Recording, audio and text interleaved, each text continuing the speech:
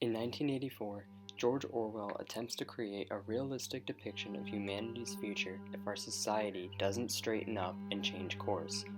Although Orwell intended this as a warning, the scary truth is that such a society already exists today.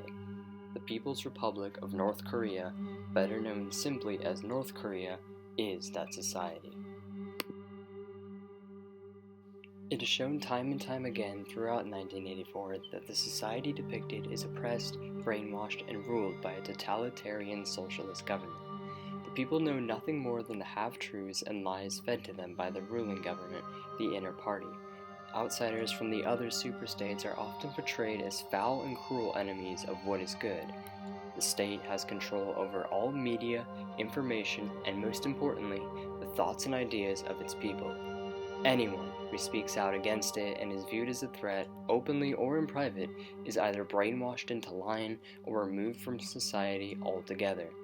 Lastly, it is all brought together under a single, charismatic, seemingly kind and intelligent leader, Big Brother. Sadly, North Koreans are extremely brainwashed by their government. One such example is their views and knowledge of the outside world, particularly Western culture. According to Hyunso Lee, a defector, propaganda pictures against America, and then Americans always in the picture look like a big nose, and then they have no hair, and then they only wear the military uniforms. They were all ugly. So I thought in America only not normal human being lives. I thought only American military is living. Of course, brainwashing is only a tiny part of how it maintains oppressive control over its people. There is no freedom of speech, movement, or information in North Korea. For a Western tourist, you cannot speak to your tour guides about Western life or culture, and they in turn cannot speak about theirs. To be caught or reported for speaking out against the regime in any way is punishable by being sent to one of 5 hard labor camps or death, and as being essentially removed from society.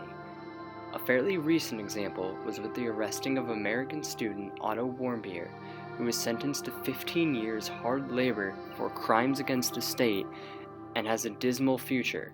This happened only about a year ago. If you commit a crime, then 3 generations of your family, your parents, grandparents, and children can be punished too by sentence to hard labor camps. Currently, the estimated number of people held in these camps is 80 to 120,000. The only opinion that exists in North Korea is that of the state. Just as in 1984, with its thought police and children listening for every word, secret police in North Korea are always listening for such things, and neighbors or even family members are encouraged to report these treasonous acts. Information is heavily controlled by the government. Correspondence from the outside the country is quite limited. The internet is off limits to most except for some students and the elite. Phones can only get signals from inside the country, and both TV and radio come pre-tuned to North Korean programs. To have access to outside films, programs, or knowledge in general is severely punishable. By limiting freedom of information, the citizens of this oppressed country are essentially 1984's proles. Without access to any information about the outside world or anything in general not filtered and regurgitated by the regime, the masses of people are unable to rebel, as they have nothing to base such a rebellion on and would be crushed. Then there is the man behind the regime, Kim Jong-un. Just like Big Brother, Kim Jong-un's early life is shrouded in mystery, but we do know he took over North Korea in 2012 from his dying father, Kim Jong-il. Very quickly after Kim Jong-un became leader of his country, he began to remove political opposition, including his own uncle, Jang Song-taek, who he ended up executing. This is very similar to what Big Brother did with Jones, Aronson, and Rutherford, other revolutionaries of which he ended up executing. Although Kim may seem like a ruthless dictator to us, in North Korea, the people love him, just as the people in Oceania love Big Brother. brother. As far as they are concerned, he is a kind, caring, respectable, and overall fabulous leader of his people, doing a great job, even better than that of his father and grandfather, and leading North Korea into an age of peace and prosperity in the 21st century, an age of which his father and grandfather could not bring before him. North Korea currently sits on a dismal path to the future.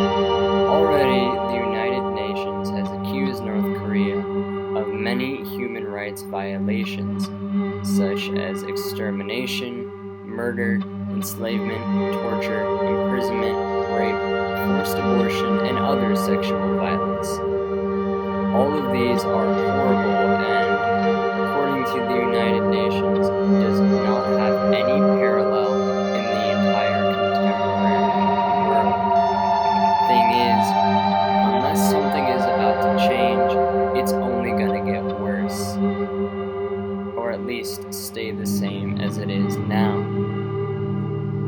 Kim Jong-un is simply the third in a line of leaders that have essentially done the same thing for a very long time now, and most likely by the time he is growing old and death is on the horizon, he will have a well-conditioned leader ready to take over in his place, most likely as son of his. So, with this in mind, North Korea is simply on a steady slope into collapsing.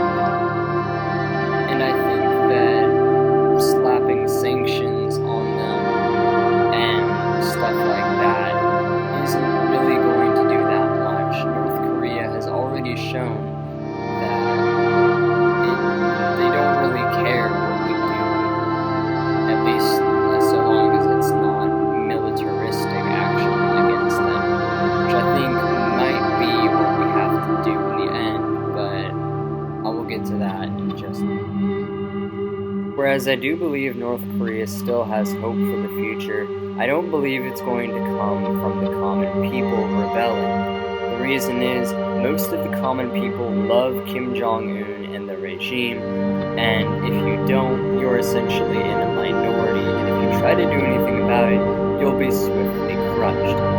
So, I think that if there is to be hope, it's going to have to come from the outside. We've already seen the US try to impose sanctions, however, it's also clearly not worked, and we're going to have to end up taking more severe action, most likely. Assassination is, of course, never the first option, but I think it is something that we must heavily consider despite the risks.